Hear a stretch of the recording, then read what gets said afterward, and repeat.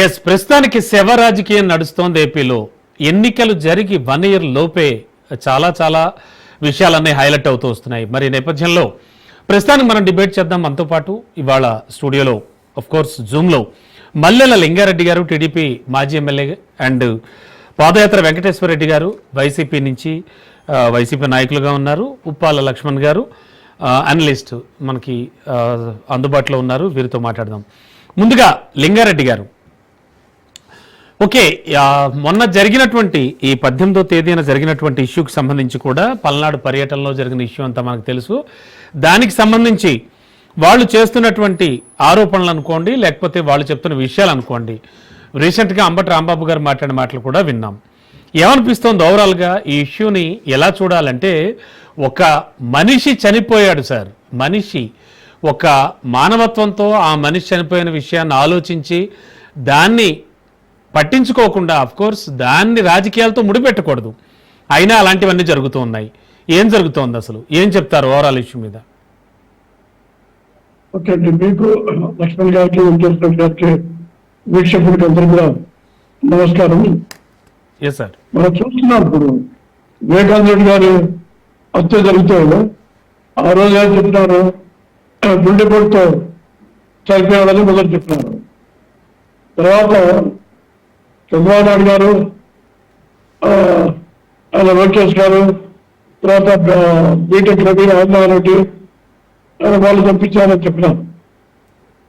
తర్వాత మరి హత్య అనేది రుజువైంది. అంటే వాళ్ళకి అలవాటు అంతా కూడా మ్యాల్పేట్ చేయడము, తర్వాత తప్పు చేసి అవసరాల మీద తోయడము, దాన్ని తప్పించడానికి రకరకాలైనటువంటి ప్రచారాలు, ప్రచార సాధనాలు, పత్రికలు, టీవీలు వారికి ఉన్నాయి. టీవీ ఉంది, పేపర్ ఉంది. ఆ విధంగా చేయడం అనేది అలవాటుగా ఉంది, దీనికి కొత్త కాదు. ఇప్పుడు ఆయన దేనికి వచ్చాడు జగన్మోహన్ రెడ్డి గారు? ఇప్పుడు సంవత్సరం కిందట ఒక కార్యకర్త చనిపోతే దానికి విగ్రహావిష్కరణకని వచ్చినాడు. ఆయన చనిపోయిన జరిగి చనిపోయినాడు.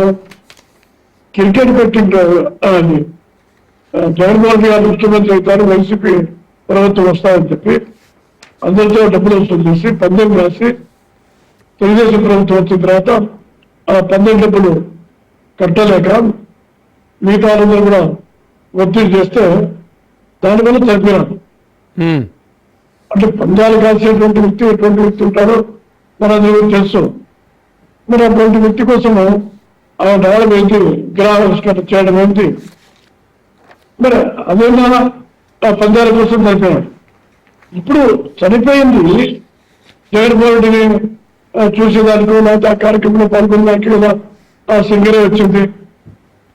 అదేమి వ్యక్తికి సంబంధించినటువంటి వ్యక్తి కాదు, లేకపోతే పెద్ద రాష్ట్ర స్థాయి నాయకుడు కాదు, ఎవరు కాదు. ఒక అభిమాని, సామాన్య కార్యకర్త, ఒక సాధారణ ప్రజ. ఆయన పేరు బట్టి చూస్తే ఆయన దళితుడు అనేది కూడా అందరికీ అర్థమవుతా ఉంది.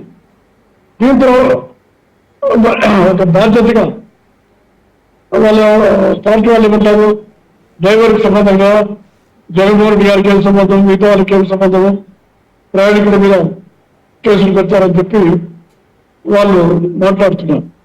ఇక్కడ జరిగిందేంటి, వాహనం అయితే అది తెలిపింది. మరి జరిగినప్పుడు వాహనంలో అంటున్నాడు. కొంత జాగ్రత్త తీసుకుంటే అతను బ్రతికేవాడు. నిర్లక్ష్యం వల్లనే అతను చనిపోయాడు. అది తెలిసి కూడా మరి ఆ తల మీద గొంతు మీద వాహనం పోవడంతో అతను చనిపోయినది తెలుస్తుంది. దానివల్లనే ఆయన జగన్మోహన్ రెడ్డి కూడా బాధ్యుడిగా చేసి ఏపీగా పెట్టడం జరిగింది. కానీ డ్రైవర్ తప్పు చేసిన వెంటనే దిగి వారిని ఆపి దానికి కావాల్సినటువంటి మరి అంబులెన్స్ అదో ఇదో ఏదో ఒకటి వెంటనే, ఎందుకంటే వెంటనే దాన్ని చర్య తీసుకుంటే అతను బ్రతికేవాడు అనేది కనబడతా ఉంది.